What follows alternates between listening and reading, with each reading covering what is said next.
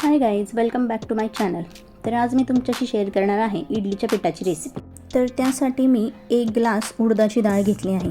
जेवढी तुम्ही डाळ घेता त्याच्या 3 पट तुम्हाला तांदूळ घ्यायचे आहे। तर 3 ग्लास मी तांदूळ घेतले आहे।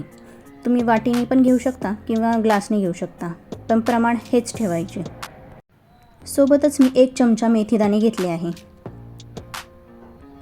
डाळ आणि तांदूळ चांगल्या पाण्याने 4-5 वेळा धुवून घ्यायचे, त्यामुळे यामधले सर्व स्टार्च निघून जातात। तसेच मेथीदाणेही मी धुवून घेतले आहे।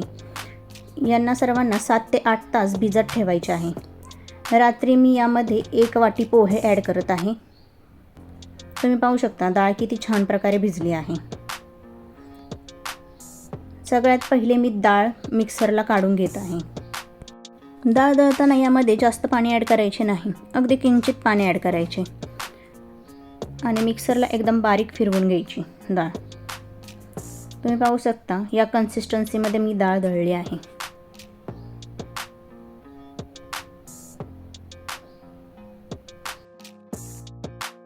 डाळ दळत आल्यानंतर राहिलेल्या डाळीमध्ये मी मेथीदाणे ॲड करत आहे आणि हे सर्व दळून घेतले। त्यानंतर मी तांदूळ दळायला घेतले आहे।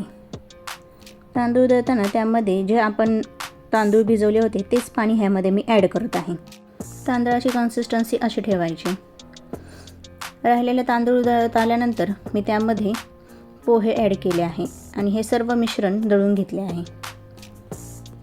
आता एक खूप महत्त्वाची टीप, हे जे मिश्रण आहे याला तुम्हाला एकाच डायरेक्शनमध्ये 10 ते 15 मिनटं कंटिन्युअस हलवून घ्यायचे आहे।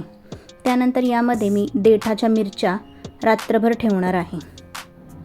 हे सर्व मिश्रण रात्रभर तुम्हाला 10 ते 12 तास झाकून ठेवायचे आहे आणि सकाळी तुम्ही पाहू शकता किती छान प्रकारे आपले मिश्रण फर्मेंट झाले आहे। हे सर्व पीठ फुलून वर आले की समजायचे आपले पीठ छान प्रकारे फर्मेंट झाले आहे। थंडीच्या दिवसात इडलीचे पीठ पटकन फर्मेंट होत नाही, त्यासाठी तुम्ही या बेसिक टिप वापरून पीठ छान प्रकारे फर्मेंट करू शकता। आता या पिठामध्ये मी मीठ ॲड करत आहे। मीठ ॲड करून झाल्यानंतर छान प्रकारे हलवून घ्यायचं आणि याच पिठाच्या मी आता इडल्या बनवून दाखवत आहे। बाहेरून पीठ आणण्यापेक्षा घरी बनवलेले कधीही चांगले आणि शिवाय तुमच्या डोळ्यादेखत बनलेले असते। त्यामुळे अशा प्रकारे तुम्ही पीठ घरी तयार करून इडल्या करू शकता। तुम्ही पाहू शकता या इडलीच्या पिठाच्या माझ्या इडल्या किती सुंदर झाल्या आहेत। आणखी एक टिप, इडल्या गरम गरम काढायच्या नाही, थोड्याशा कोमट झाल्या की चमच्याला मागच्या साईडने थोडेसे तेल लावून मग इडल्या काढायच्या, ज्यामुळे इडली अगदी छान प्रकारे निघते। पाहू शकता किती छान सॉफ्ट आणि जाळीदार माझी इडली झाली आहे। अशा प्रकारे तुम्ही ही पीठ भिजवून पहा आणि इडली बनवून पहा आणि कशी होते ते मला कमेंट करून नक्कीच सांगा।